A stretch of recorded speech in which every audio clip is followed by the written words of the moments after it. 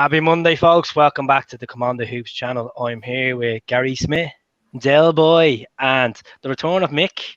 He's been AWOL for months, but is all certainly welcome back on this Mad Monday. Transfer deadline day. Where did we start, Del? Where did we start? What's going on at the moment? I don't know, mate. Obviously, everybody knows anything about football and is watching the transfer deadline day. Then the Aaron Ramsey thing's the biggest talking point today. Mm-hmm. I put a wee tweet up earlier saying Sky Sports is absolute dog shite without Jim White, and it's true. It's terrible. I don't know if you were watching Sky Sports today, but there was a guy with like a five-piece suite on with whatever it was, man.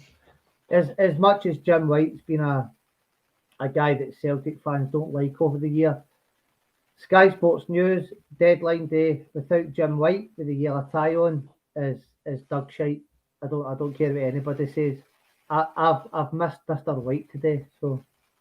Well, I just want to say hello to everyone that's watching on Facebook. It's great to get the podcast back on Facebook and Twitter as well. And if you're on YouTube as well, subscribe to the YouTube channel. And Del has one as well. What's the name of your page The on YouTube?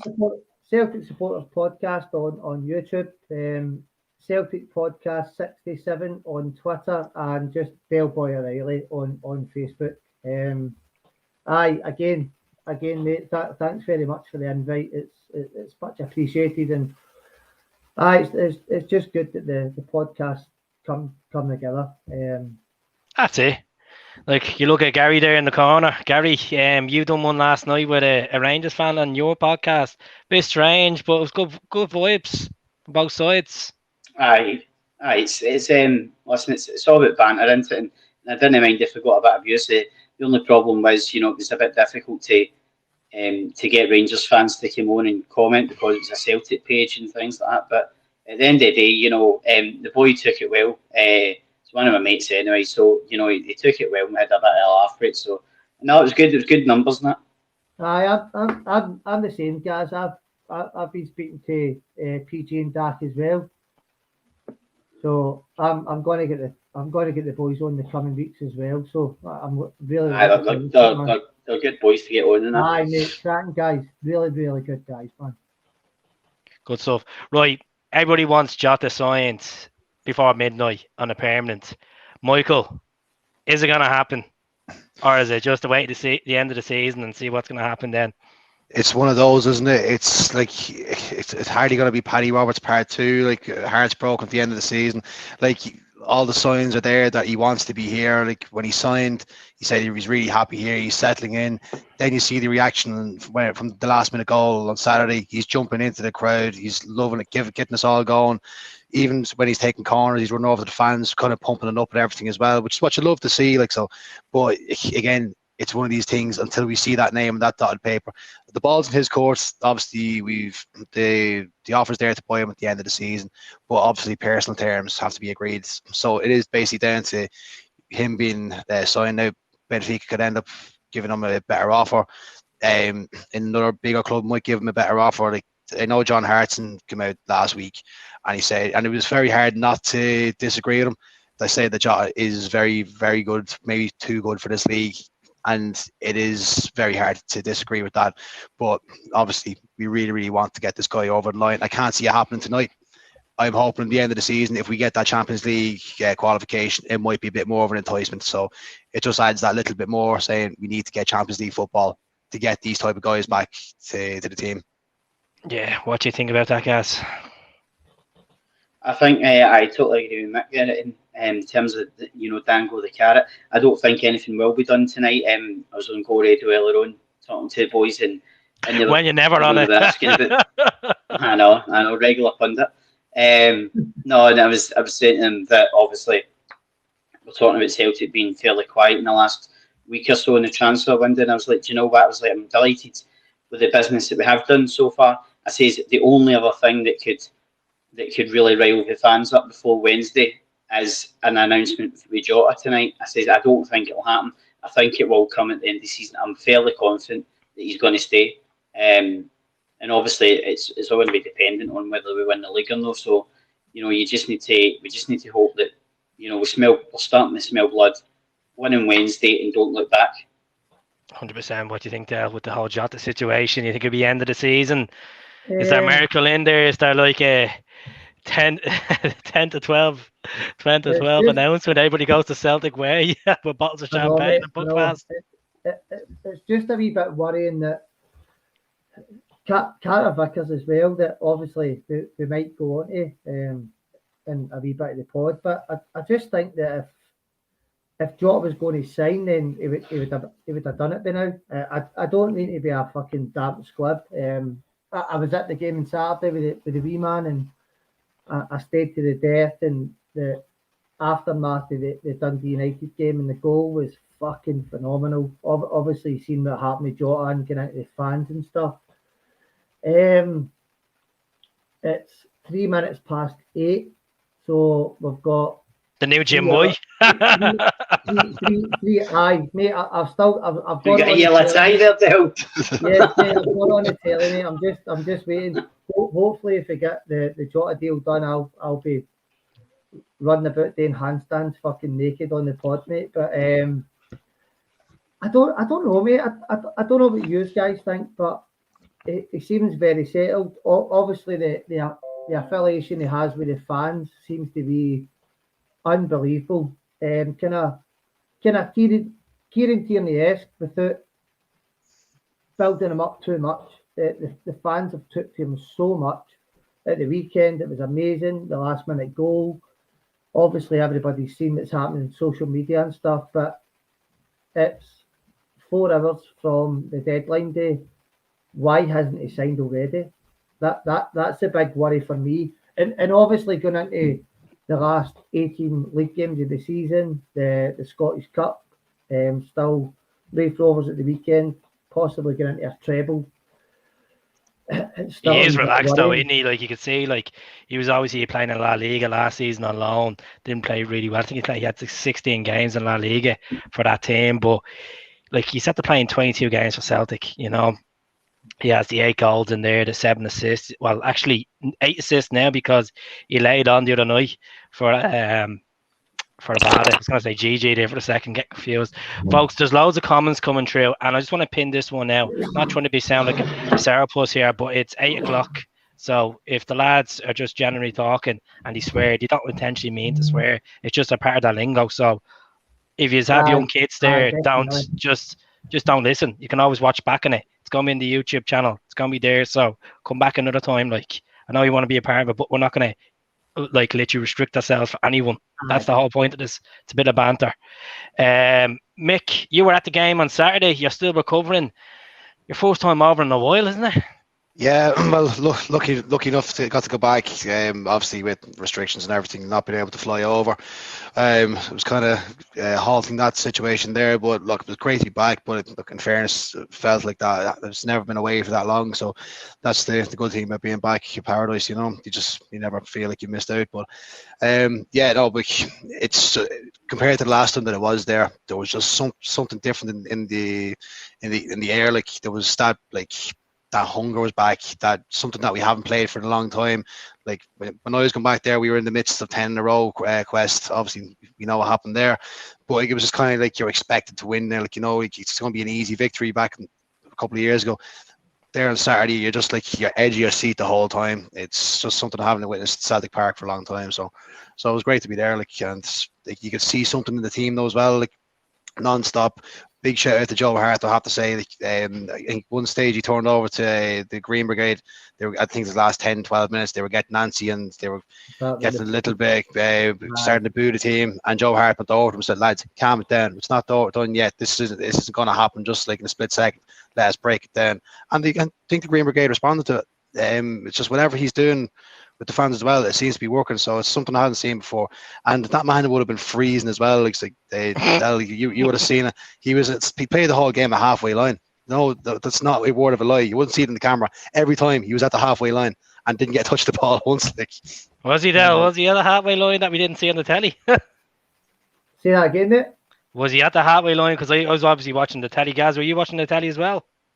I was watching it. I didn't. I just love that about Hart. He's got that kind of in him where the fans take him. That's why the fans take him, because he can just be, early on in the season in the European qualifiers, he was running over to Ange and getting instructions and passing them on to. I just love that. Do you know what I mean? I think he's absolutely class. He's been so good, mate, and I think when we were signing him, I would probably say 75-80% of Celtic fans were like, nah, don't sign this guy. But I think you get a certain player into paradise, like, and I don't want to compare Joe Hart to Larson, but the likes of Larson, Sutton, Hartson, Alan Thompson, Joe Hart, they get the club. I can't believe how much he got the club. And Joe Hart's come in and Big Ange's come in. Obviously, we know where the clubs came from, where we've been built from, and why Celtic Football Club was built. Joe Hart has just been such an absolute standout for me this year. I know people will always say Kyogo and Abada and these guys. I've said it for day one. Joe Hart for me until this time in the season has been my player of the season. Not Saturday probably. Gary, and that if you were at the game, his distribution is fucking bollocks, man. I was giving him a tight. I was giving him a tight on Saturday. I really was. His distribution is so bad on Saturday, but we got over the line. But Joe Hart, Big Ange, it's so good to see guys like that get the club, they get the fans, they interact after the game, they go and not just the kind of Brendan Rodgers era where the team went and seen the Green Brigade. They get in the full stadium, they speak to everybody. Joe Hart constantly goes into the disabled section where the guys sit, which is a wee bit of a move point with me, that the wheelchair section in Parkhead is outside the roof and they sit with covers on. All that I don't agree with that. That's a different matter. But Joe Hart has been an absolutely fantastic signing for Celtic. Up there for me with Ange Postecoglou. Whether people disagree, I don't know, but he's as important as Ange has been this year for Celtic Football Club. I think the whole point of when we won the League Cup, Mick, when we beat Hibs, I think the whole stain of last season is it's cleansing out the head bit by bit. I just think you can feel the good days getting back. I'm going to talk about Carter-Vickers to you, Mick. He's been solid since he came in. Outstanding performer. He's on loan from Tottenham. He's obviously had more clubs than Tiger Woods at this rate in the last 3 years, preferably mostly championship clubs. Do you pay more than 6 million for him? More than 6 million. See, you have to remember, guys, like we're dealing with Spurs there in this one. We know what Dan Levy's like when it comes to getting players. He won't let a player go unless he gets the price he wants. So if Dan Levy puts down a price of 7 or 8 million, he's not going to let that player go for anything less than that what he's named it. And we've seen this over the years. How stubborn he has been with Harry Kane, all that kind of crack. Carter-Vickers won't be any different because he doesn't want to be bullied into wage. But look, won't talk about Dan Levy that much. But in fairness, at the minute, we've seen how leaky our defence has been for the last couple of seasons. And this goes into the 10-in-a-row quest as well. Our defence hasn't been up to scratch. We've been chopping and changing defenders for a long, long time. I think we need to get a partnership that is absolutely vital there at the moment. And Carter-Vickers is one of those. Now, I'd probably pay between the 6 and 8 million for a range. We have it there to pay it. We haven't splashed out on big wages or anything like that for the last couple of years. You've done it for Julian before as well, so it can be done. Look what we have. But look at what we already have with this guy. He's settled. He's making a bit of a name for himself there in partnership. He's making that position his own.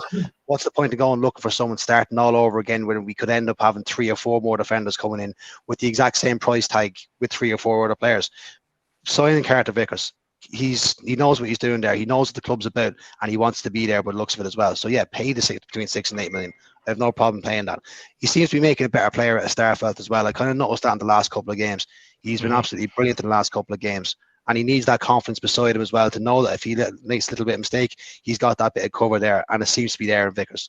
We don't know what Julian's going to come back, so we need someone like that's going to own that role, and I think Vickers is the man for that. So yeah, absolutely pay more than $6 million if it came to it. Good stuff. Gaz, what do you think with the whole Carter-Vickers situation? I haven't really talked to you much about this because there's been other people dashed at the question in recent times. I think I agree that he's just been, absolutely class for us. I think he does the simple things. Just, he gets it done. There's no messing about with him. The ball comes in and he clears it, doesn't he? It doesn't matter if the keeper's coming to get it. He doesn't. That's what we've been missing in defence over the years. A defender that's willing to go through defenders to get to a ball. Like a I think the deal will Mastarovic. be done. Aye, like a Mayalbi, a Baldi. I just think anybody that's willing to go through players and put their body in the line, that's what we've been missing. And in terms of whether we'll not get the deal done, obviously tonight, I think we'll get it done in the summer because I think it's going to be. I don't think it's going to be any more than $6 million. I think it's going to be about 5.5. To be honest, I think when you look at it, I think 5.5 million. I don't think he's in Antonio Conte's plans. I don't think he's even in his mindset. It's a bit like Paddy Roberts at Man City situation. I don't see him at Tottenham. The only thing is Tottenham obviously then might get offers for other English clubs and he might want to go himself. But I think he looks settled and I think he's loving it up here. He's not a player that shows any emotion in terms of it's hard to read him kind of thing. He's not a player that walks about laughing or smiling. He just goes and gets the job done. So I think he'll stay with Jota. Sorry, guys, just laughing at that comment. Can I give us the Colombian? Can I give us the Colombian version of that? He wasn't even in the Colombia squad the other day. Honestly, see, I used to run an amateur football team for about 15 years. The boy Kean Tierney used to sponsor us. We used to play against a club for shots in Lanarkshire called Dykehead, and it was always a massive rivalry. And one of the songs that our fans used to sing against the Dykehead guys was "Number 7, Yermosa Macris." And that just brought it back, man. That was brilliant, man. So a big shout out to the Bullfrog Bad Boys. Big F for that. Right, the question to you, Dale, is people are talking about James Forrest here on YouTube. They're saying James Forrest has passed it. What do you think? Harsh statement. It's a really hard question, mate. I've spoke about it in my own podcast as well, mate, and I think I don't think he's passed it as such, mate. I just think he's ran his course at Celtic. Injury prone, the whole 18 months of up and down with injuries. I think he's the type of player that until he retires, maybe you'll agree. I think I'm turning the big 4 this year. I know I only look 21, but we are laughing at you, prick. It's the Rafa beard. That's the Rafa beard. I know, mate. Aye, so I think James Forrest, the kind of player that when you look back on his career at Celtic is like Scott Brown, Callum McGregor, you'll look back and go, wow, what a career, and he scores big goals. And that's why when I spoke in my Sunday supplement yesterday, somebody asked me if I would play James Forrest on Wednesday night against Rangers. And I said yes, 100% I would play James Forrest. I thought him and Scales were terrible the first half against Dundee United the weekend, but James Forrest is the player that will come in against Rangers and score a goal on Wednesday. Maybe not play well, but he's a big game player. He's a big game player. He always has been. He scores goals in Europe. He scores goals against Serco, and that's what he does. I think he's got a big part to play this year. Possibly, yes. But I think going into 22, 23, then he's no part of a Celtic team. And it's quite hard to say because he's been such a fantastic servant to Celtic Football Club. But for now until the end of the season, James Forrest will do big things for us, but I think his time definitely coming to an end, mate. I think he's more of a super sub, to be honest with you. Mick, it's like Times Square in the background, the amount of cars going past your house. Nearly got for that there a second ago, yeah. There you go. Right, Mick. What's your opinion on the whole James Forrest situation with his form dropping at the moment? Do you stick him in on Wednesday night against Rangers, or is it a case you bring him off the bench and you're happy with Abada? I kind of agree with the comment that came in there a second ago that a lot of people need to get off his back as well, to be honest. Like James, like obviously we always said the service, he's been to the club, he's scored out of those massive goals, he knows what the club's about. He's just he knows how to play against these certain teams. The only thing that I don't like about him at the moment is obviously, look, he had a long run coming back from injury as well, so he's trying to find his position again, trying to find his feet. I just don't think he suits a certain element of Angeball. Like Angeball is like pass, move. James likes to run, and he'll run out of position, and the next thing the move's gone. If he gets back into a position, he's not looking for the pass, he's looking at the shot, and it could go rose head, it could go top corner, or it could just bounce off a defender. Like so, it's just one of those things I'm not liking him at the minute. I think he needs to kind of look into his gameplay a bit more, get the pass away, and then keep. But you don't play him on the left though. Like I don't know why they keep playing him on the left. I know Abada plays on the right, but James is not a left footer. Guys, like what do you do with James? You stick him on the left, like you have Jota for options. I agree with Dale. I thought it was gash and Saturday. I mean, and yeah, I thought he had a good game against Hearts. So I don't know. It's one of them. It's obviously the way that Ange's telling him to play. I mean, I prefer Forrest when he gets the ball, and bombs it down the wing to the byline, and either goes in the box himself or whips it across. I like that kind of James Forrest, and I think he's still got it in him. I don't see him going to another Scottish club if he goes, whether that's the summer or next year. I think there will be a move possibly for him down south. No a Premiership club, maybe a Championship club, I think. In all honesty, maybe a Bournemouth or something. I think a kind of Bournemouth would kind of suit his style of play. But I still think he's got a lot to give, and I do think he's going to become a squad player for the next year or two kind of thing, and just used in rotation. Right. I think I spoke about it on Sunday, mate. I think he's a Cal McGregor, Scott Brown kind of guy. I spoke about it on Sunday on my Sunday supplement that he's a homeboy. He's a homeboy, guys. I don't think he's interested in the move to Spain, England, the Championship, or wherever it may be. I think he's just a boy that's why he started his career at Celtic at 6-7 year old, and I think he's going to finish it there. It's sad. Point. Why has he never had a song? I don't get why he's. There is a song. There is a song, but it wasn't really catchy. I don't know, mate. I'm just want Ryan Christie and Stuart Armstrong back because they saw Scott Sinclair best songs in the fucking history ever. Oh, guys, now it's all about that song, singing it in Brazenhead, half cut, half that went into double treble.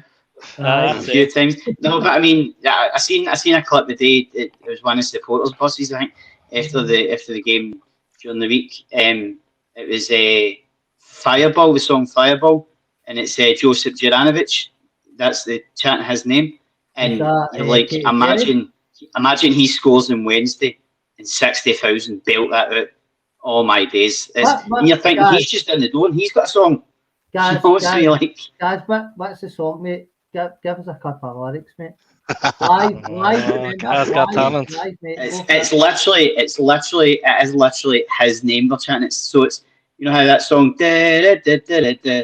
and he's saying Josip Juranovic.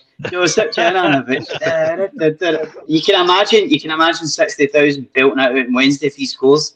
Do you know what I mean? I can imagine you on Britain's Got Talent next year, guys. Man, that'd be fucking amazing. If you're going on like that, lad, out Little Britain with the Spanks and all that, it'll be one of the after shows, like the edited clips, the clips that didn't make it, the Howlers. You might just see now, like, but as soon as this podcast finished, like, I'm just going to be going around the house. I'll be 12 o'clock. Fuck you guys. Fucking guys. It's stuck in my head, honestly. I'm the same, man. Someone said in the comments earlier on, Mick, should we change the style of football to play against Rangers now? We change the formation. Look, Ange's not going to change the formation. I think No. so. It's not going to happen. Like, it's look at the stats that we've created. Like, what we're in the top 2 or 3 of in the world of like the passes that comes in and everything as well. So it's not like the last time we played against these, we were kind of missing a few players. Like Juranovic only came in, Kyogo was out of position. He tried a few different things as well, didn't work. So, but now like they've adapted to the style of play. They're still trying to adapt to Van Bronckhorst style of play, and look how that's working for them at the minute. They're still unbeaten, folks. Unfortunately, I hate saying that, but they're unbeaten. But they're leaking goals. Big times that they are. They're going, it's unreal. Like, so, like, they're still trying to adapt to that way as well. We're pressing the whole time, and I think we need to press these big time tomorrow. They haven't had anything pressing at them for the last couple of months. So now we're going to press. If these get pressed at Wednesday night, they might not know how to deal with it, especially when they're usually used to kind of attacking in the second half of the pitch and against 11 men. That's not going to happen now on Wednesday night. In the last 5 minutes of the show, I will ask you is a starting lineup for Wednesday. But the question I'm going to ask the three is it's two questions put into one. What do you fear most on Wednesday? Defensive midfield position, whoever's going to play there, or the pass at the back to Joe Hart? What do you fear the most? Where do you think we will lose the most? James McCarthy. DM for me. Gives me the fear. Mm-hmm. I've spoke about him so much, and I've spoken about him so much on my own podcast. As obviously the referee fucking. Hello, Pablo. Bobby Madfun. Aye, Bobby Madfun. But I've been an Everton fan as long as I've been a Celtic fan, so I've seen James McCarthy being very good in the Premiership against the world class players that have won Champions Leagues and guys like that. But I worry about Wednesday night. I think it's going to be James McCarthy, Hatate, and O'Reilly on Wednesday. I can't see any other midfield. I can't see him playing it any other way. You wouldn't bring Jovanovic in defensive midfield. He has the legs, the power. Yes, mate. Keith, I've said it, mate. I think, and obviously jumping on and ruining your podcast. I would play Joe Hart, Tony Ralston, Greg Taylor, Carter-Vickers, Starfelt. I would play Juranovic in the holding midfield place.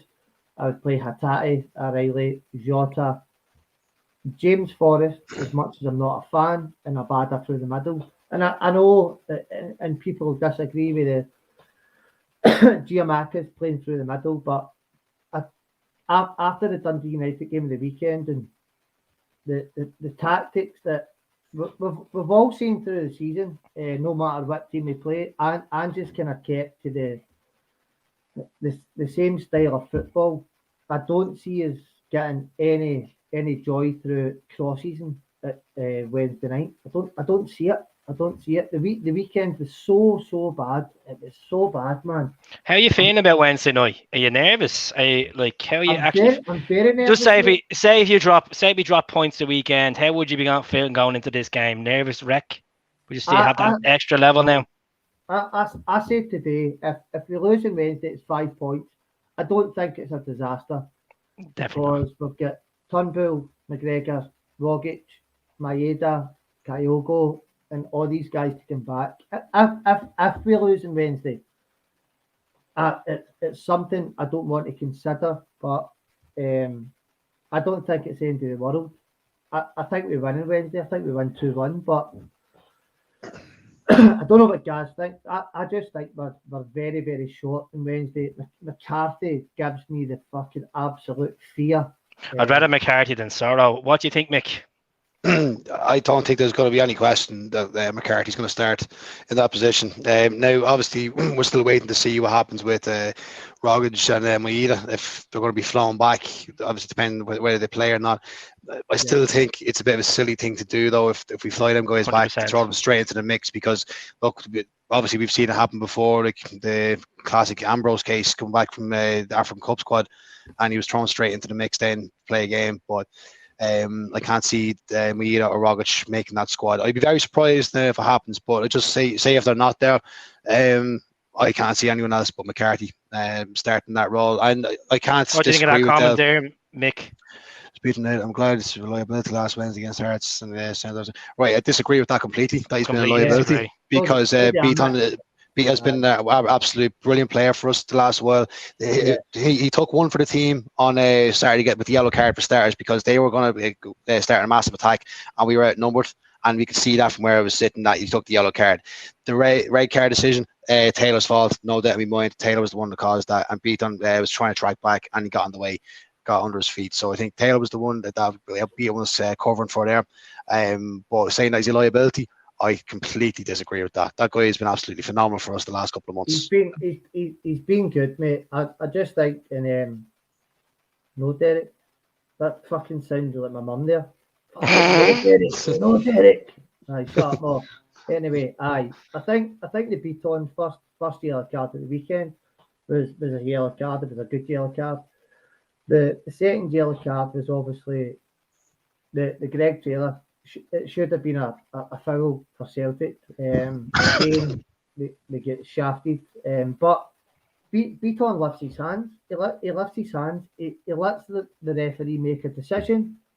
It's a second yellow card all day, every day. I watched the replay back today. So, again, guys, I don't know what you think.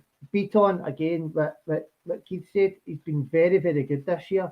But time again, European football. It's like once every 10 games he has that red card in him, doesn't he? He lets us down, man. It's so hard to I really like Beaton as a football player. I've always liked him as a football player. I think he's really good in the middle of the park. But he always lets us down, guys. He's let us down in European games and Glasgow Derby games, and again at the weekend. Whether you agree or disagree, there was no reason for the second yellow card, mate. He shouldn't have lifted his hands. What do you think, guys? No, I think I love Beaton. I think Beaton is. I would liken him as a modern day Samaras. I feel like you don't get any consistency with him. He doesn't have 5 brilliant games in a row. He goes off the boil now and again, and he has a rush of blood to the head every so often where the hand will come out and he'll pull a jersey back, or the foot will come out and he'll bring somebody down, and there's no need for it, because I think he's got the pace to get them, and he did take one for the team. But what I would disagree with, and I agree with Dale, that obviously that it shouldn't have came to the red card because the referee should have blew up for a Greg Taylor foul. It was a clear Greg Taylor foul. The referee doesn't blow. Beaton, as I say, it's just outside the box. He stops the Dundee United player getting into the box to possibly get a shot away against Joe Hart. He's took one for the team. We move on for it, but just in terms of like McCarthy situation, I think McCarthy will play in that holding midfield role. I think James McCarthy owes us a big game. 100%. I think potentially, as much as we're all worried, I think he could pull it out the bag on Wednesday and really show what he's worth, kind of thing. I was going to stop you for a second there. So looking on Twitter, it looks like Sorrow's linked with a move to the Eredivisie. Looks like he could be going to Holland. For full or for good. Fortuna Sittard. That's the name of the club. The 17th in the Eredivisie. That's what I know you're talking about. That's the rounds going around about Sorrow. Mick, I'm going to talk to you about Sorrow. What do you think? Is it a case that you send him on loan, let him develop, or just sell him? Like, he's been at the club 2 years now. Yeah. We've only seen about. I think he's run his course. To be honest, whatever you want to say about Beaton being a liability, this guy's 10 times worse. It's even still. He came on against Hearts. Was it last week? He came on and he had the ball down the corner, and then he tried to take players on. Next thing, he gives a foul away. Like, when the guy gets the ball, you don't know if it's going to be a yellow card, a red card, or if he's just going to absolutely cause a calamity. So I can't see him ever being in a comfortable role at Celtic, to be honest. What do you think, Dale? I was away for a piss there, so catch me up. We talk about Sorrow. Aye. I think the similarities with Beaton are uncanny. Like, if you go into a big game, European wise, and Sorrow's always got the yellow card in him, hasn't he? He's always got that. I think Beaton and Sorrow's games are that they like a tackle. They like to try and break the lines, but if they get booked early on, then they struggle. They struggle. I don't think Sorrow, as much as I liked him as a player at the very start, is Celtic class. I would like to see him moving on. That's a great bit of breaking news there. One of the people already on has said it. So Adam Montgomery has joined Aberdeen until the end of the season. Good move. Aye, as a good move. And the thing that I would like to point out here is Uragide has moved to Norway. Is that right? Holland. Belgium. So Norway, Belgium, Holland. Right, so we're all talking pish, but anyway. Somewhere across the Close sea. enough. Close enough. We boys will start singing Eurovision songs at this rate. But what? Go ahead. Sorry, on you go, mate. It's fine. I think it's a good meal for him. He was linked to a championship to Kilmarnock, but I think it's a good meal for Aberdeen. They're trying to progress under Stephen Glass, and Bruni knows him as well, so probably get the best out of him. Gaz, what do you think? Montgomery to Aberdeen, to the Dons? I think Montgomery. I think it's a better move, possibly than the championship with Kilmarnock. Kilmarnock were trying to get him. The deal was done, and then they couldn't offload certain players, kind of thing, to facilitate the deal. So obviously that deal fell through, and Stephen Glass pounced. And I'd imagine that Bruni's maybe had a hand in it, and getting him up there. I think it's going to be. It's a great. As we've seen with Christie already. Before, I think it's going to be a great move for the boy. Game time. I like him. I think he's a player that's got a bit about him, but he just needs that kind of game time. And I think that game time with a decent team like Aberdeen in the Premier League, kind of like Ryan Christie. Like Ryan Christie went up there and got decent. Exactly the way, send him up on loan and bring him back, hopefully a decent player. I think in terms of Uragide, well, I think I like him as well. I think he's got a bit about him, but very much like Bobo, that kind of frame and that kind of the way he defends. He doesn't let anybody buy him, and I think he's going to be a big player for this next season. East End of Glasgow to the East End of Belgium. Nice. Mick. On you go, Mick. Mick, what do you think of Montgomery going to the Dons? And I'm going to ask you as well about Mikey Johnson while we're on this topic as well.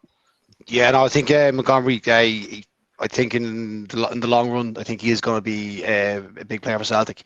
So I think now we need to see him kind of getting that bit more game time. It's just there's not enough space from there at the minute at the club. So he has to be out there kind of getting more game time. So I think it's a great move for him to be in Aberdeen, like physical team as well. They like to go in dog rough, like so it might kind of build him out a little bit as well, being at that type of club. So. Yeah, give him hairs on his chest as well. That's exactly it. Cold night in Aberdeen, can't beat that. Absolutely. In regards to Mikey Johnson, I'd like to see him being shifted out as well. Maybe on loan till the end of the season to see what kind of player he comes of. Like, what kind of club stature are you looking at? I suppose he'd be kind of looking similar to Aberdeen, I suppose. Maybe Hibs or something like that. Maybe one of those two clubs.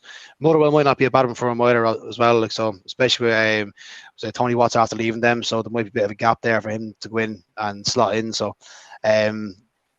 something like that. Yeah, but I don't know. We're not going to get rid of Mikey Johnson that easily. So, like, I think loan move. Like, he wants to try and get himself back into the Celtic squad. He hasn't had the best of luck, obviously. It's no mystery there. He's been injured quite a bit, so he needs to build out a bit as well. He needs that bit of game time to see if he can get his confidence going. If he gets in the score sheet a good few times, then he's got a good chance of starting into the Celtic squad. So maybe that loan move out to him as well. Do you think, Mick, a Sean Maloney at Hibs could be good for him? That's why. That's why I mentioned. Boyle That's why I mentioned Hibs there. So like, there's two decent clubs that you could go to straight away. Like Hibs, obviously, just as you say, Keith, with Boyle gone, that's a great opportunity from there. And then I think it was with Tony Watt after leaving Motherwell, he's got a good chance there to slot in if he goes on loan to one of those clubs.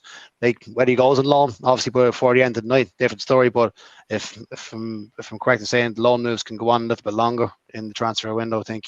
I'm not too sure what way that operates. I personally think Mikey Johnson needs an 18-month loan in the league. I just think a 6-month loan won't help Mikey Johnson, because especially if we're going to get Jota on a permanent, I think is an 18-month kind of loan. Give him a full season in the league, a proper full season, and give him this kind of 6 months to get himself a few games as well, and see what we're talking about. And if he doesn't really progress, we sell him. We sell him for little to nothing. You know. What do you think, Dale? Do you agree with 18-month loan for Mikey Johnson? Aye, mate. I just think if you're going to get rid of guys like Mikey Johnson, obviously spoken about Forrest, Barkas, and whoever else, so send them to Scott Brown and Sean Maloney, the Tims. So send them to players that are against the Huns, mate. So send Mikey Johnson to Aberdeen. Scott Brown, I'll play him against Rangers and say, play shite, you wee dick. Send Barkas to Hibs. Tell me, you don't need to tell Barkas to let a few goals in, because I think he's only got fucking 2 fingers. I think he got a pair of goalie gloves for Christmas. Bin man gloves, you mean, Dale? That was his goalie gloves, mate. That was it. Scary movie hands. The lad had a scary movie too. 2 fingers, mate. That was it, man. The ball up in the face. So I agree that Mikey Johnson maybe going low. I don't even think the Toyd would take Barkas out with this, right? We're going to talk about Barkas. Do you think this is going to happen? Do you think he's going to go to Gothenburg, Gaz? Man, I don't know if he'll move tonight. I don't see it. You know, we're getting on in time with the transfer window. I don't see him going tonight. I think he'll go in summer. Swedish League is open until March, which is promising there. And same to Swiss League. Swiss League is open until mid-March. Well, possibly then Yeti could go to Basel. I know that move broke down today. So possibly something could be done there. Yeti's another one. You know, he's a bit of a conundrum. It's no work for him, like Sorrow, like Barkas. I don't know, because you know, you looked at Barkas in the St Johnstone game, and I know it's St Johnstone, I bought my league and things like that, but I thought he looked a lot more assured. Whether that was down to Ange, I don't know. But I'm not saying he's going to become second choice at Celtic, but I just thought there was a wee bit of difference in terms of him under Lennon and him under Ange. But I don't know. I think he's going to go, especially with Scott Bain signing the deal. Gaz, are you talking about the one save he had at Perth? No. But what I mean is, it's a serious question, mate. And the next question I will have, and this is Mick. Kind of left side. I really love a biscuit with my tea, so I'm going to put this out there for Keith's viewers. So this is the best biscuit ever. You got to start singing the Carton Cole song now. When's this show becoming? Disagree, guys. But no, I mean, listen, we're obviously we're sitting talking about signings, not transfers that went through the day. I mean, obviously no Celtic related, but a special mention for Christian Eriksen, signed on at Brentford today. 7 months after 7 months after his tragedy at Euros, and his near tragedy at Euros. I think that's great to see him back in football, and hopefully he has a great season, kind of thing. Goals are shite. Fuck you, Ryan Mixie, you prick. He sounds more like a wagon wheel kind of guy. Boy counts. He's a oh, you can't even get a Viscount. Don't start with the Viscounts. The only reason I like a Viscount is green. He's a fucking boring digestive, man. Fuck you. Right. So it looks like he's not going to go to probably mid-February, mid-March at this rate. If you're going to sell these three, Bolly, a Yeti. Just say triple. Well, a Yeti, Bolly, and fucking Barkas. And so someone else was in my mind there. Mikey Johnson's in my mind because, as I said, how much are we putting on the three lads? A Yeti, Bolly, and Barkas. Price tag, 5 million. I'd nearly pay a club to take the whole lot of them at the same time. I packed the bikes from them as well, like, so just to get rid of them. A packet of gold bars. But the thing about Bolingoli is Bolingoli's at the playing a couple of games and he showed he is promising. It's just, I think we're all dwelling on what he done last season, and that just annoyed a lot of people. I don't think the Celtic fans are ever going to forgive him for that. No, definitely. I know he wasn't. Listen, I know he wasn't the sole reason we lost 10 in a row, but he kind of did start it off. You know, we missed it in the 2 games, which put Rangers further ahead straight away in the league. So, you know, I don't think Celtic fans are ever going to forgive him for that. It doesn't matter what he does. I would personally have liked to have seen him more in that role this season as left back and stick him in there and keep him in there. But, you know, I don't think it's going to happen this, so you as well getting rid of him. I don't think we'll get, in all seriousness, I don't think we'll get much for the boys in terms of Barkas, Ayeti, Sorrow, you know. 3 million. Barkas is looking for too much wages as well, like, so 20 grand. He's in too much of a bill there that he's not going to let that go. So you can see straight away he's just has dollar signs in his eyes. That's what he's after. Don't think he's really concerned about where he plays his ball as long as he gets his wages is kept up. So that's all I can see about Barkas, to be honest. I can't see Gothenburg paying 20 grand a week for him in the Swedish league. Like the Championship, and even Sheffield United wearing him to paying 20 grand. That's criminal. I would see him fucking 2 gold bars and a plane ticket back to fucking Greece. That's what I'd see him. Georgia Samurai. Gold bars are quite popular in Greece. I don't know why I've not ate it yet, because I've been giving it fucking the best biscuit ever, but I've not ate it yet. So I think you're trying to plug something. I think you're trying to plug these biscuits to get a lifetime supply. Keep that for celebration mood on Wednesday night. So McVitie's Gold Bar, please sponsor the podcast and stay for gold. Give me some money to get Barkas back to Greece, please, McVitie. You'll see him there Wednesday night. If we score Wednesday night, I think the Celtic fans should set up a GoFundMe page and just accumulate and just pay him out his contract and get rid of him. At this rate, because. But look, I want to talk about the signings we have brought in this window. Hatate, Maeda, Johnny Kenny, and Itaguchi. I'm going to start with you, Mick. Hatate, what do you think so far? It's just the guy just has like class written all over him, hasn't he? It's like since he's come in, it's just like, who is this guy? Like, how has he not been signed by a massive club? Like, obviously we are a massive club, but he's come in. How has he not been signed or seen before? Like, I think no one's really seen about the J League. But this guy is going to be super. He's going to be really, really good. So he is. It's good that he's like a versatile player. You can play. You could see. I think against Hart, you could see him kind of switching to left back at times, and that's down to Greg Taylor not being confident. And I know Dell said a couple of minutes ago you start Greg Taylor, but Gas, do you start Greg Taylor on Wednesday night? I wouldn't be disappointed, and I think Greg Taylor will start on Wednesday night.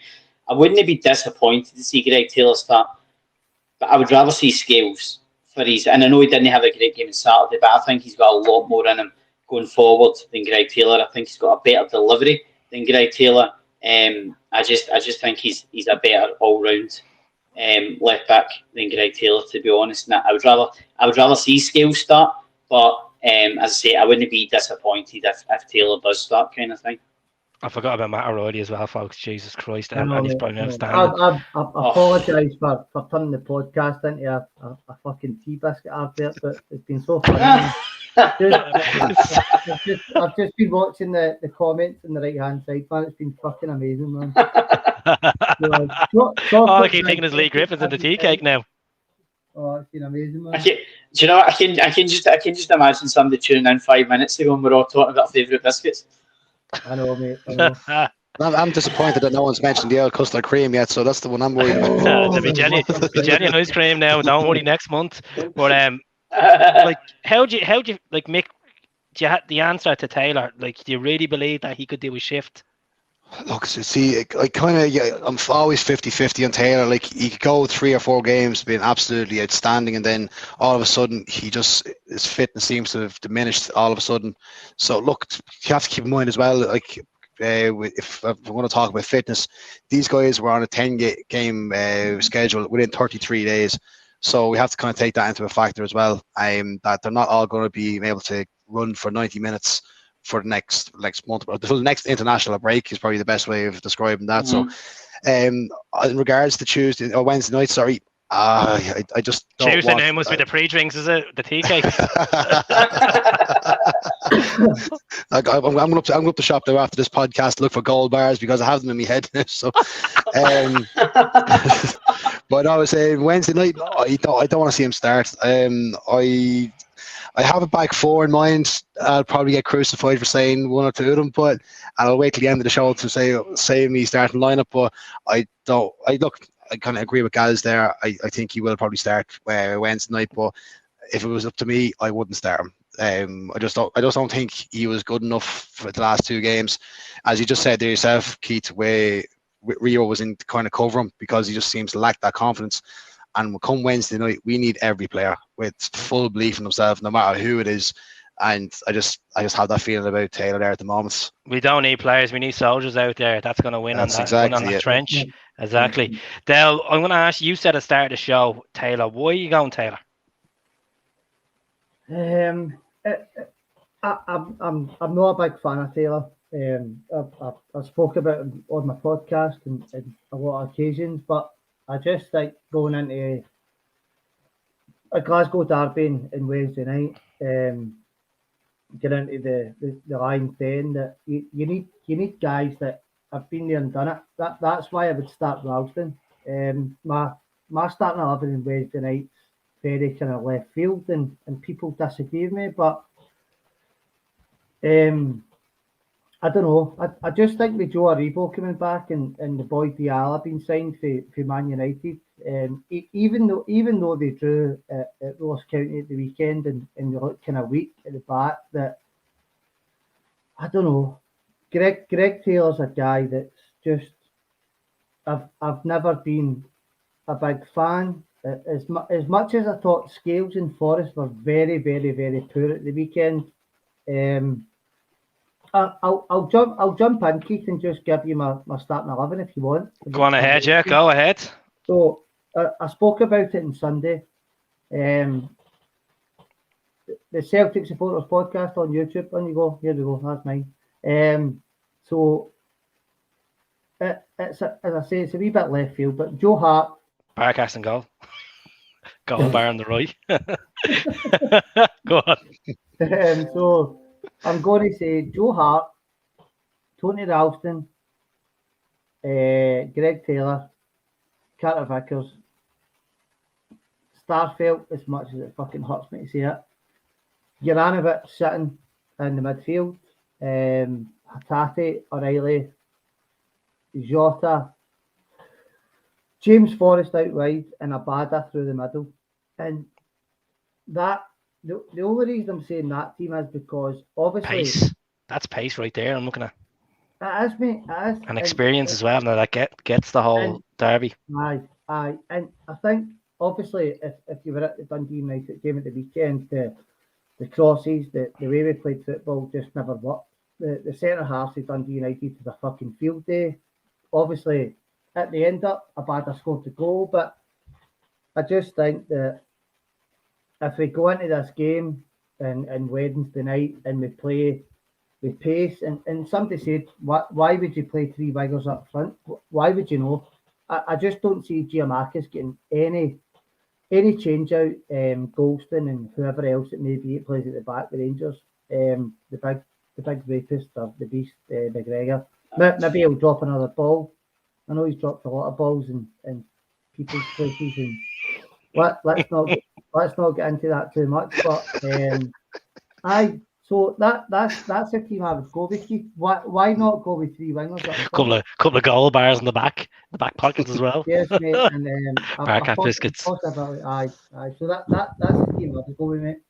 Right, guys, go on, shoot them at us. I think the other boy that they always try to hanky was Big Shirley Bassey at the back. I think that was who plays alongside Goldson. alongside Goldson. But I think Goldson's the weakling. To be honest, he's been shite this season. Aye, has been there. I think Bassey's a weak link, to be fair. But I'd go with Joe Hart in goals. Obviously, I'd go with a back four. Juranovic, Scales. I would go with Scales. So many people have and Carter-Vickers. Carter-Vickers and Big Sideways. So many people have said Scales, and just I'm sorry for interrupting, but at the Dundee United game of the weekend, I thought it was very poor, but I thought the way James Forrest played contributed to how poor Scales was. But do you throw Scales into the Lions Den on Wednesday night against Rangers? Why not? We let guys keep going anyway. I think you do. I think I would definitely start him. As I say, with Carter-Vickers and Big Sideways at the back. I think that's what he does. He gets the ball and he passes it to the side. And you know, in the middle, I'm going to go middle three: Hatate, O'Reilly, and McCarthy. As I say, I think McCarthy's due a big game for us. I think he could pull it out of the bag in Wednesday. I'm going to go Abada and Jota down the wings, and Jack and Marcus up front. I know he didn't have the best game. That was really his chance in Saturday, and he didn't come out looking good at all. He missed the chance that he missed with Siegrist, saved with his feet. I know everybody's saying it's a great save. I think it's a poor miss. I think the other one, it kind of came to him near the edge of the box, and he just lashed at it and nearly hit the corner flag. I definitely think he could be well up for this. And if he gets into position, if we can whip that ball in near post, like the goals he's been scoring against Hearts and Alloa, that kind of move, I think we could get a bit of success with him. Aye, hopefully, mate. Hopefully. Yeah. Miguel, what's your starting lineup? Not very different from Gaz's. Obviously, Barkas, Hart and goals. So I think I say that all the time. I say Barkas and net start off. So Hart and goals. I'm going to go Carter-Vickers and sideways Starfelt and centre backs. I'm going to go Ralston and Juranovic, 2 wings. I'm going to go Rio, O'Reilly, McCarthy in the middle. I'll go Jota and the bar on the wings, and the new nickname from George's Gold Bar, Giacomakis, up front. So that's my starting lineup there for Wednesday. Right, I'll go for mine.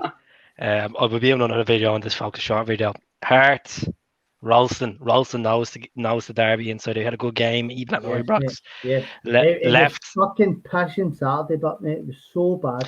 That's what I was saying on the podcast. You need to give him a run of games. If you don't give him a run of games, consistent games, his form is going to dip and he's going to go back to Ralston. The conversation I had in a podcast through the week was that the performances in Ralston at the start of the season were so good, but when he comes in and not playing after 2 or 3 games, he's poor. So I think Ralston starting on Wednesday. He has to start.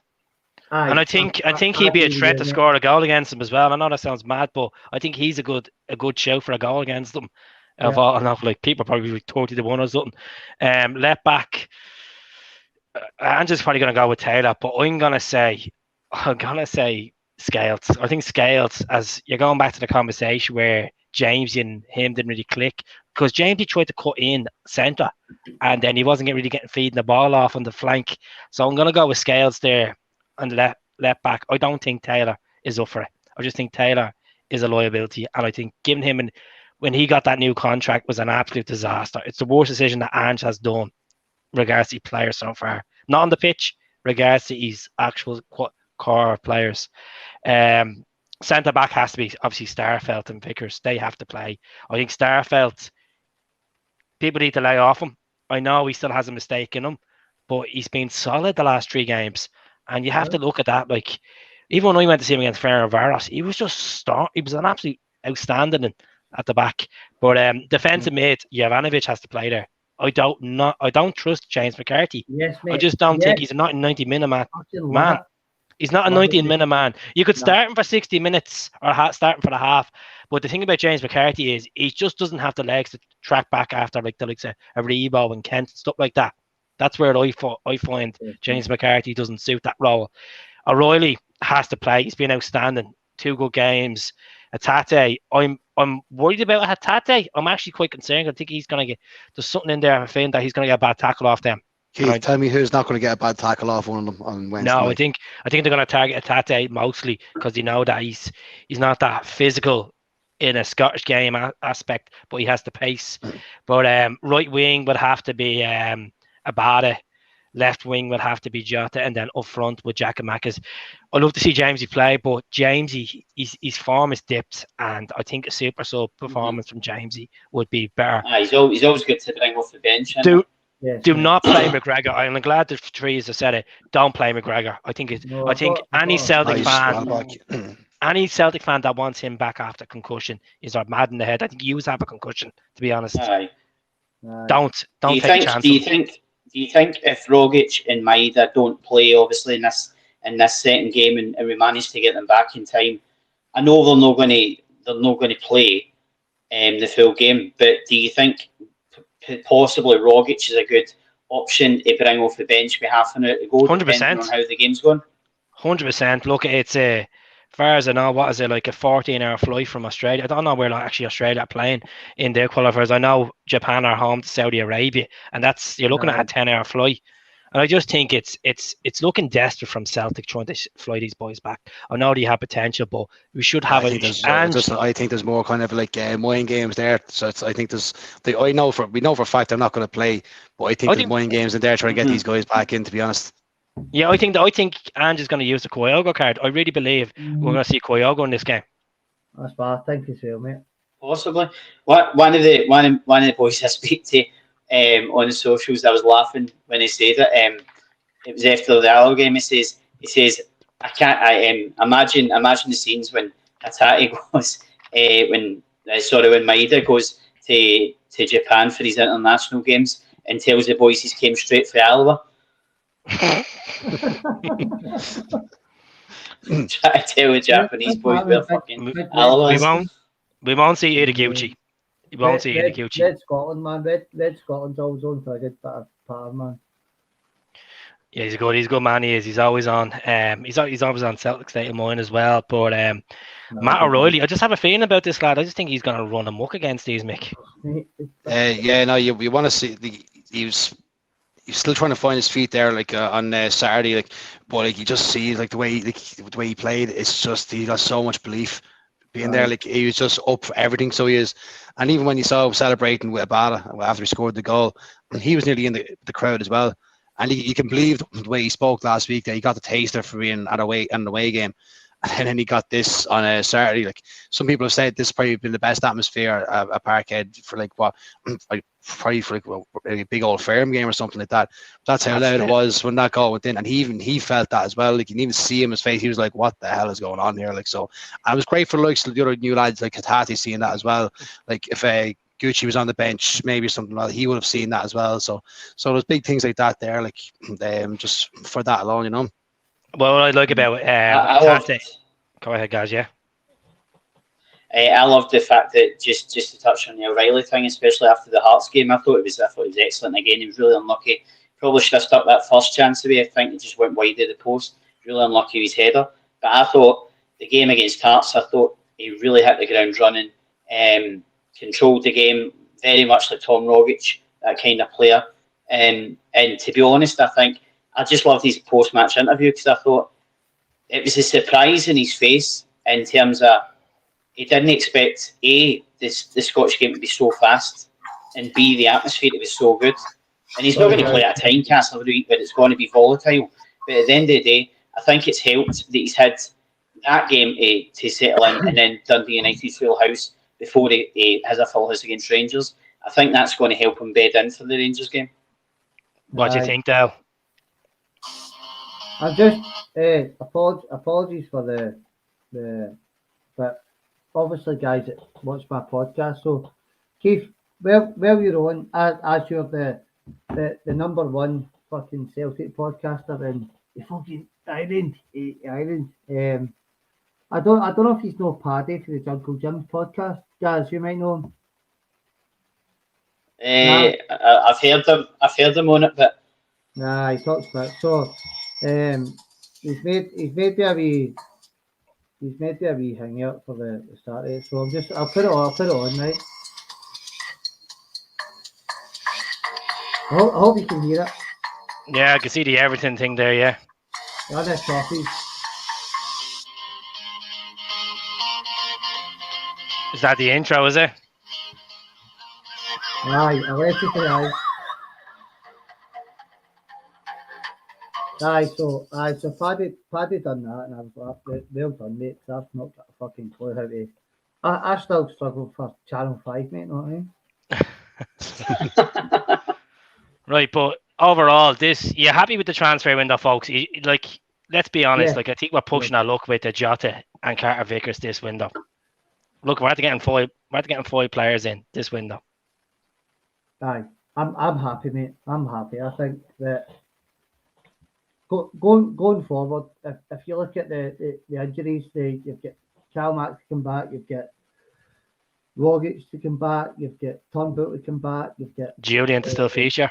Maeda, you've got so many players come back. Aye, Adigucci. I just think, and I said today, and it's a worrying thing to say, but if we lose on Wednesday, I don't think it's a massive disaster. And that's not being pessimistic and thinking we're going to lose. I fancy to win Wednesday, but if we lose on Wednesday, I don't think it's the end of the world. But you had that conversation with a couple of people as well, like Del, so I'm quite in agreement with you there. I said the exact same thing to one or two people in Glasgow Saturday. Like, after them dropping points, obviously, look, the last thing we wanted to go in here being negative. Yeah. We want the 3 points. If we get in top of the league on Wednesday evening, I can't see us looking back. As you said earlier on, guys, it could just be the start of something. They'll get under pressure and they're doing the chasing game now. They've welcomed the chase since the start of the season, and now the chase could all of a sudden be turned around on them, which would be an absolute disaster for them. Okay, I think generally from Saturday, them getting dropping points at the last minute against County, and then us getting the win in the last minute. That's going to be a massive boost to our confidence, and it's going to be a serious killer to them as well. It's like, the panic station is going to start setting in that they can't last for 90 minutes. But then all of a sudden, we're playing till the death. We're playing till the 91st minute, and they have to realise that we have that capability about us. So I think there's going to be a serious confidence shift here. And if we do get these 3 points, you gave me the butterflies in my stomach here, Mick. I'm before you ask me scoreline, Keith, or my score prediction, I'm just going to tell you straight out what I really, really believe what's going to be. I think it's going to be 3-0 Celtic. 3-0 Celtic. Ooh. You just have that Gary Hooper feeling, do you? Oh, so just something about it. Just under the lights. And it was a mate of mine. He's a big Rangers fan, and he's saying straight away that sure, I don't know what you're getting up for this, and you haven't beaten us this decade. And I'm like, oh, you cheeky little bugger. So I'm saying 3-0. I think we're going to do them. Well, he's actually quite intelligent. The majority of them wouldn't even know that fact, so it's all right. Gaz, what do you think score-wise? Honestly, I think it's going to be difficult. I think it's going to be more difficult for the referee. I think Bobby Madden really has to have a strong game because he's going to have 60,000 Celtic fans. He's going to have 60,000 Celtic fans on his back at every decision. So there's going to be every call. It's going to be Celtic's going to be on his back kind of thing. There's no Rangers fans there. And I just think if we turn up, we win on Wednesday. Simple as. And I think win 3-1. I think there'll be goals in it. I think we'll win 3-1. 3-1. And where do you think the weakest spot is? It a case that they press down and Joe Hart lets a howler, or they score a good goal against us? What do you think we're conceding? It'll be a penalty, probably. A penalty in Celtic Park? They'd be uproar. definitely up. I don't know if Bobby Madden's brave enough to give a penalty in front of 60,000 Celtic fans, but Just listen, I on wouldn't put that it one, past him. guys. Sorry, just cut across. I think just when you're saying about how big a game Bobby Madden has to have. See, I think with the pressure that was put on after Clancy a couple of weeks ago, the SPFL are going to be watching him big time to make sure he's making the right calls. It was Rangers that put in the complaint against Clancy, so now they have to make sure that they're happy with this referee as well. So I think there's going to be a lot of pressure on him to be not biased, call right down the middle. So, and that's the thing. I think everybody thinks Celtic fans want a referee to give decisions all the time. We don't. We just want the referees to play fair. We just want decisions to go the way they should. Listen, if Rangers, if Joe Rebo breaks into the box and gets down under a challenge and it is a penalty, then I've no problems with the referee giving a penalty. But at the end of the day, it's when you're getting shocking decisions given against you that you feel as if you're playing against 12 men. That's when it really bugs you, kind of thing. But as I say, listen, I think even before the Ross County game, I thought we're definitely smelling blood now. Obviously, with them dropping points, but I think if we turn up on Wednesday, we win. 100%, and I can't wait for you to never walk alone and the disco lights. It's just disco lights. I know I'm not gonna be at the game. Like, I'm gonna be sitting at the pub drinking pints again as with me gold bar as well. But like, I'm wearing the CR Smith jersey, the '88 long sleeve bad boy. That'll do me a favour with that goal, right? Just don't open that bar until Wednesday night. Just make sure it's a celebration bar. Just keep that for Wednesday night, all right? And what's your score for it? 2-1. 2-1. Rangers will score first.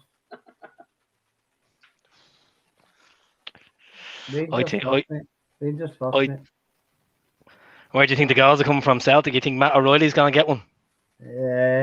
No, obviously my name's O'Reilly, so I don't know what my wee cousin will do, but no, Jota and Abada, 2-1 Celtic.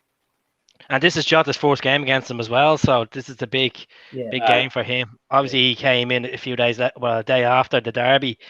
I think he's going to shred them one. I really believe he has to start. Just when you said though about Hatazi, Keith, I think they're going to be gunning for him as well. So that's two players you can nearly be sure it's going to get a little bit of a high challenge or something. So, and Big Tony will be in straight away. Hopefully, he'll keep his hands down, but maybe doing the Neymar reaction on a few of them or something like.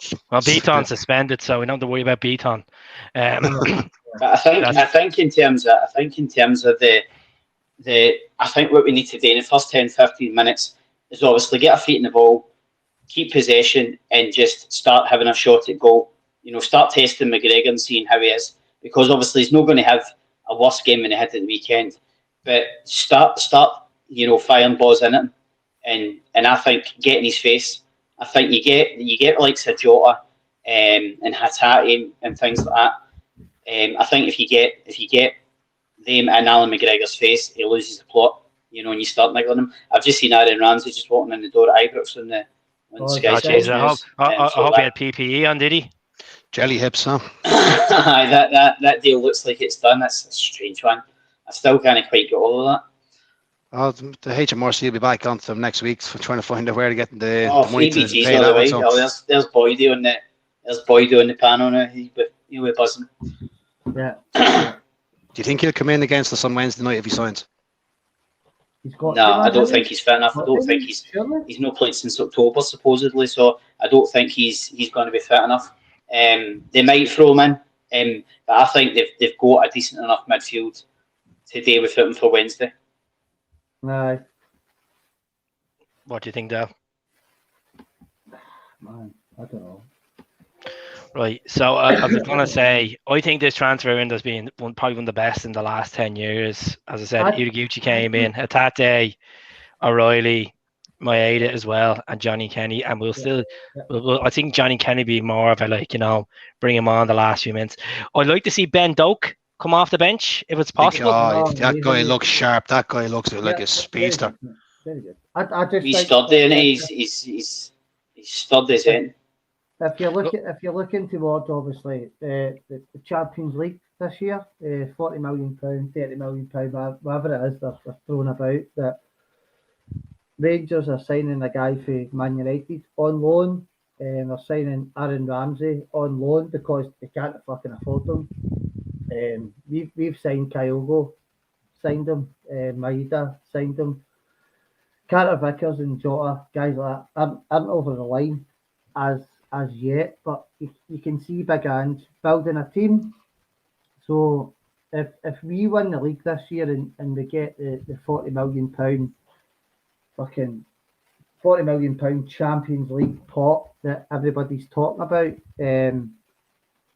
Simon Jordan was on TalkSport today, and I think what he said is true. If Rangers sign Aaron Ramsey and these guys and whatever they're paying, then the face painters and all these guys are fucked again. So,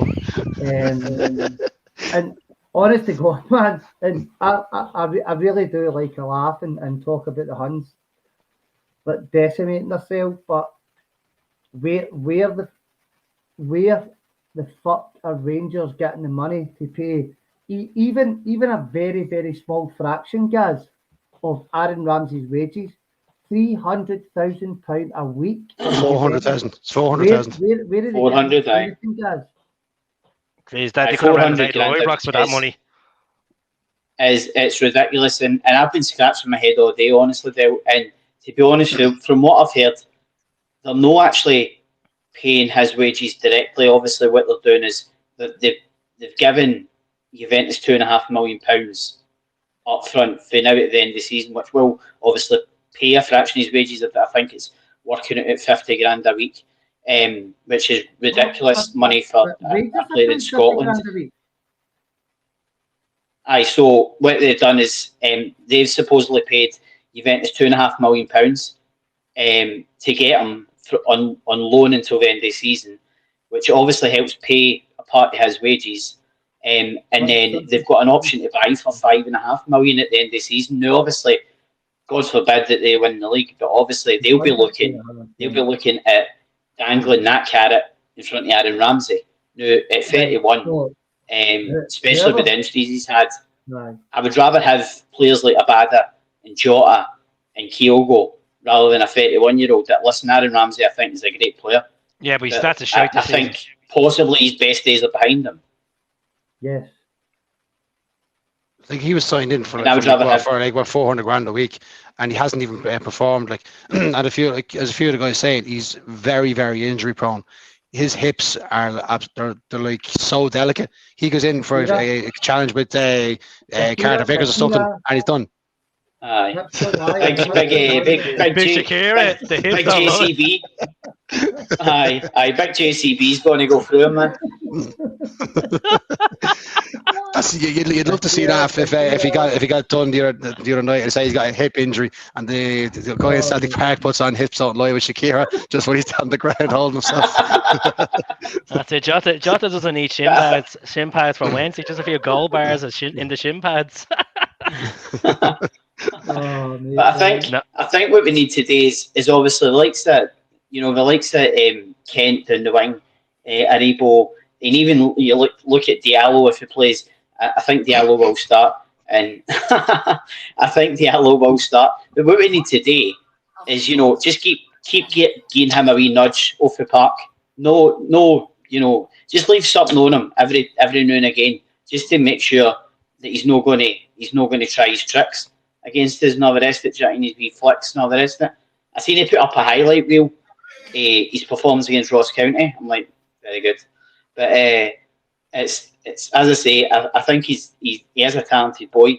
But I think we need to. I look back to that game when Venegoor scored in the last minute, and the first 5 minutes, the ball went up in the air, and David Weir and Barry Robson went up together, and Barry Robson just led with elbows, left something on David Weir as if to go, I'm in the game, you're no, and just put him in his arse and say, you're in my back pocket tonight. And that's what we need today. First 5 minutes, go through one. The only time David Weir's been put on his arse, Gary Hooper, a couple of times.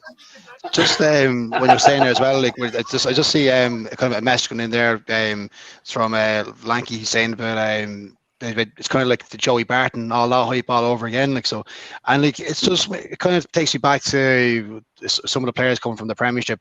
They've come up and they can't deal with the Scottish game. And this could be no different to Aaron Ramsey. Now, obviously, he's coming from the Serie A or whatever it is. But again, he might not be able to deal with this type of game as well. It's going to be physical. He likes these type of games. He gets a little shove when he's getting a free kick for it.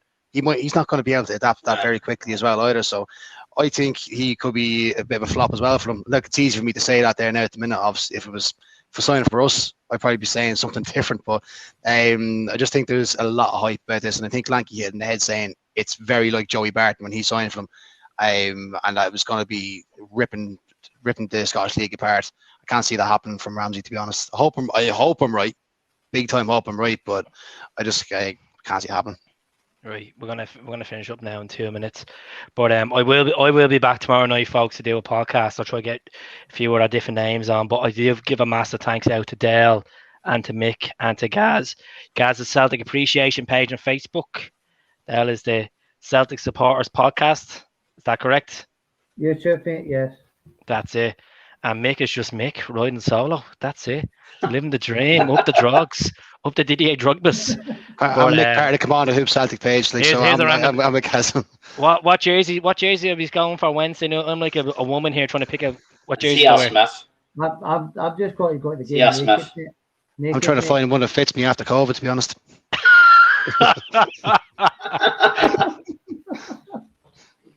Oh God, I'm going to see our Smith 88 long sleeve. That's what I'm going to go for. But yeah, it was a pleasure having you on, lads. I know this looks like you go back to the scenes of Robbie Keane signing around midnight, then Bellamy signing.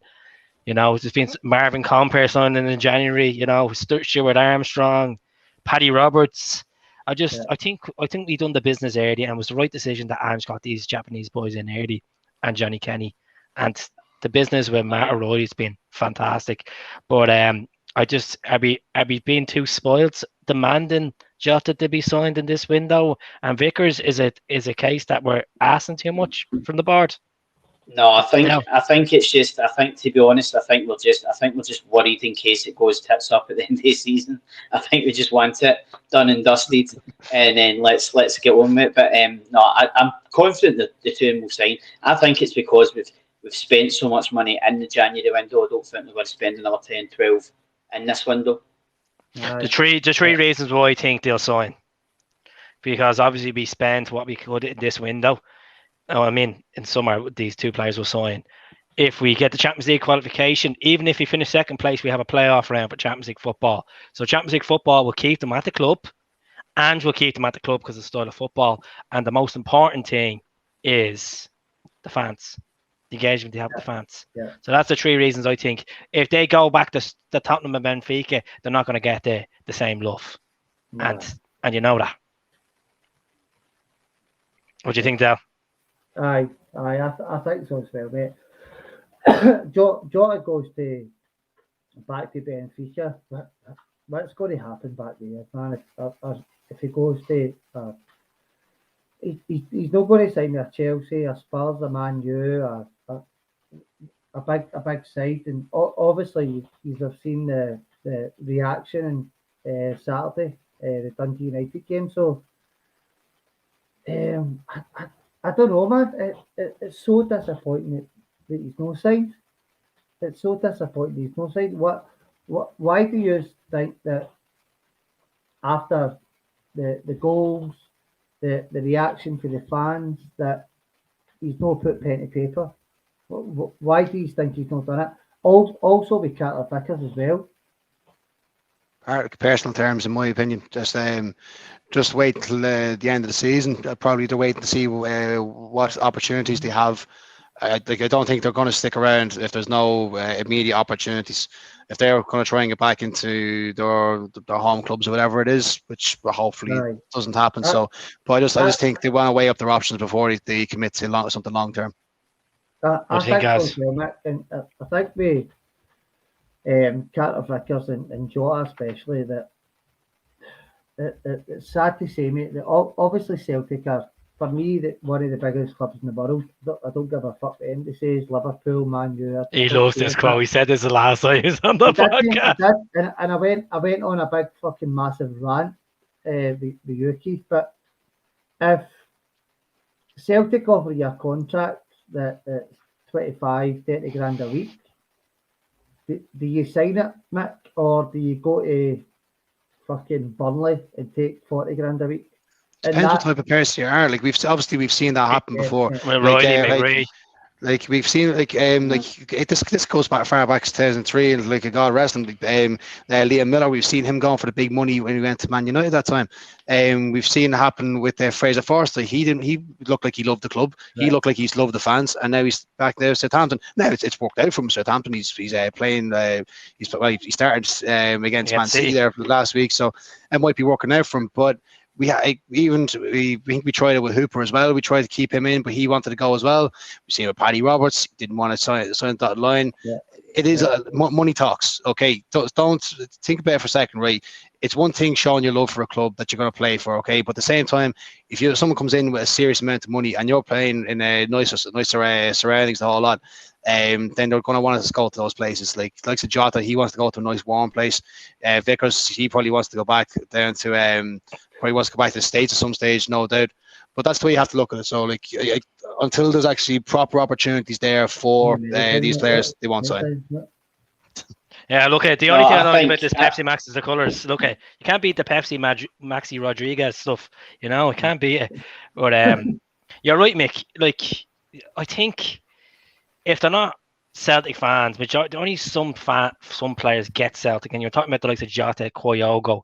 You've seen with Kyogo, he just wants to constantly play, even though he's not always fully fit. I think Jota will stay. I think it'll be a case that the board are just saying, you know what, we've done enough in this window. We couldn't offload the Barkas, the Bolly, the Yetis. We couldn't offload them. So let's try get rid of them in the summer and recuperate some sort of money back and focus. And once we have that Champions League money coming in or some European football money coming in, they'll buy these boys. You're going to see a big clear out in year 2. Ange has to get the contract, which more like he will get the contract. You're going to see a clear out. And he said it many times. It all comes together in season 2. So pre-season, you'll see the likes of other players moving on that you wouldn't expect. You could see a Mikey Johnson moving on.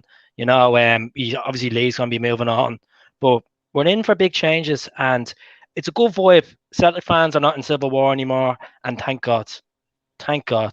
I think Jota and Carter-Vickers will sign in the summer. I get what Mick's saying. You know, I think they'll want to see what happens if we win the league, if we get qualified automatically for the Champions League. But obviously, you know, there is a playoff place. I think the Champions that would be me on Wednesday night. That will be. But no, I'm totally confident that they're going to sign in the summer. I think you look at the images for the weekend and Jota getting hugged by the fans. He knows how much the fans love him. They've already got the songs out about him and things like that. I think the two of them will sign. But in terms of money over medals, I suppose you could call it, I get why players want to move on. And listen, you know, like Kyogo and Jota and even Abada, probably players like that, they're not going to be here for 4, 5, 6 years. You know, they're going to be here 2 seasons and they're going to move on for big money. And listen, that's fine, I suppose, because for a Celtic, for a business sense, it's great. You're continuously raking in money. You're investing it back into the club. It's horrible for the fans because you grow attached to these players, and you really want them to stay for like 4 and 5 years. But it's just not the way we're run now. That's it. It's a business now, and you know it's all about sending them on, like bring them in, getting them for $500,000, then sending them on for 10, 12 million. A majority of fans have understand that now.